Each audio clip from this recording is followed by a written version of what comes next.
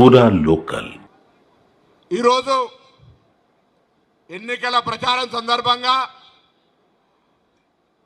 నిన్నటిదాకా ముగ్గురు మంత్రులము స్థానిక నాయకత్వం అంతా కూడా మనం ఫీల్డ్ మీద తిరిగినాం. మనం ప్రతి వాడకు వచ్చినాం. ఇవాళ ఎన్నికల నోటిఫికేషన్ వచ్చింది. అభ్యర్థి ఎంపిక నవీన్ యాదవ్ స్థానికంగా అభ్యర్థి గారు నియామకం పొందినారు. ఇవాళ మన బాధ్యత ఇవాళ నుంచి మన ప్రతి వాడలో తిరగాల్సిన అవసరం ఉంది. ఢిల్లీకి రాజైనా తల్లికి కొడుకు. నేను జూబ్లీహిల్స్ నియోజకవర్గ నాయకుడిని, నేను హైదరాబాద్ సిటీ నాయకుడిని, నేను స్టేట్ నాయకుడిని అనేటువంటి మాట మర్చిపోండి.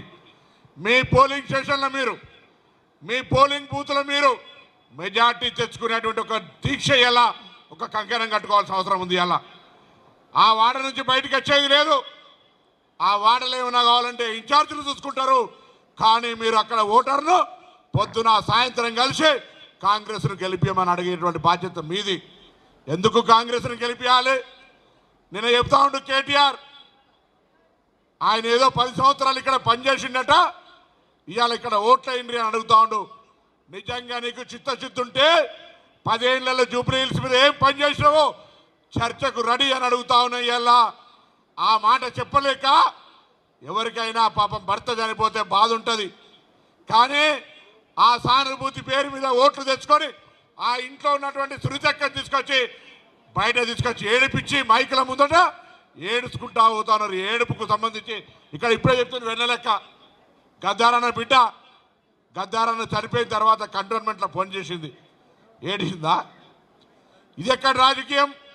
అందుకే ఇవాళ మీ అందరికీ తెలిసి ఇంకొకటి జూబ్లీహిల్స్లా మాకంటే నేను చనిపోయిన వాళ్ళ గురించి ఎవరు కూడా చెడు మాట్లాడారు. కానీ ఆయన నడిపిన బుల్డోజర్లు, ఆయన పెట్టినన్ని కేసులు, ఆయన పెట్టినంత వేధింపులు ఇంకెవరైనా చేసి రాని సందర్భంగా అడుగుతా ఉన్నా.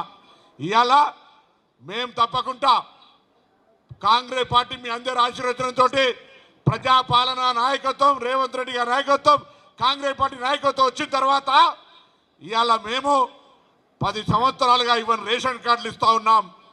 10 సంవత్సరాలుగా ఇవన్నీ సన్న బియ్యాన్ని ఇస్తూ ఉన్నాం. 10 సంవత్సరాలుగా లేని 200 యూనిట్ల కరెంటు ఫ్రీ ఇస్తూ ఉన్నాం. నా అక్క చెల్లెలు ఉచితంగా తిరగడానికి మహిళలకు బస్సు ప్రయాణం ఇస్తూ ఉన్నాం.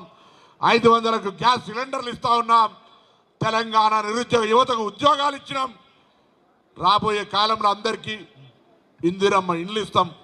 10 ఏళ్లలో ఎవరికైనా ఇందిరమ్మ ఇండ్లు ఇచ్చి డబుల్ బెడ్రూమ్ ఇచ్చిన జూబ్లీహిల్స్లో ఇవాళ వాళ్ళు ఏమైనా మాట్లాడే హక్కు ఉందా? దయచేసి మీరు ప్రతి ఇంటికి తిరగండి, ప్రతి ఇంటికి ఓటర్ను అడగండి. దృష్టి మరల్చడానికి డైవర్షన్ పాలిటిక్స్లా ఇలా ఓటు చోరీ చేస్తా ఉన్నాడు. ఓటు చోరీ మీద నినాదం ఎత్తుకున్నటువంటి నాయకుడు ఈ దేశంలో రాహుల్ గాంధీ. ఇలా భారతీయ జనతా పార్టీ టీఆర్ఎస్ కలిసి మేము ఉప ఎన్నిక వస్తుందని తెలియదు మాకు. కానీ ఉప ఎన్నికకు ముందే కుట్ర చేసుకొని ఏమైనా మీరు చేసి ఉంటే దాని మీద ఎన్నికల కమిషన్ దగ్గర చర్చకు మేము సిద్ధం. కానీ జూబ్లీహిల్స్ నియోజకవర్గంలో పని జరగలేదు, అభివృద్ధి జరగలేదు అని ఎక్కడ ప్రజలు అడుగుతారో అని దృష్టి మరల్చే కార్యక్రమాన్ని చేస్తూ ఉన్నాడు. ఏడుపు రాజకీయాలను చేస్తూ ఉన్నాడు. దమ్ముంటే ఇవాళ నీ సోదరి కవిత నీ మీద చేస్తున్న ఆరోపణలకు, నీ పార్టీ మీద చేస్తున్న ఆరోపణలకు, మీ అవినీతి మీద చేస్తున్న ఆరోపణలకు జవాబు చెప్పినాకనే జూబ్లీహిల్స్ ఓట్లు అడగాలని డిమాండ్ చేస్తా ఉన్నాం.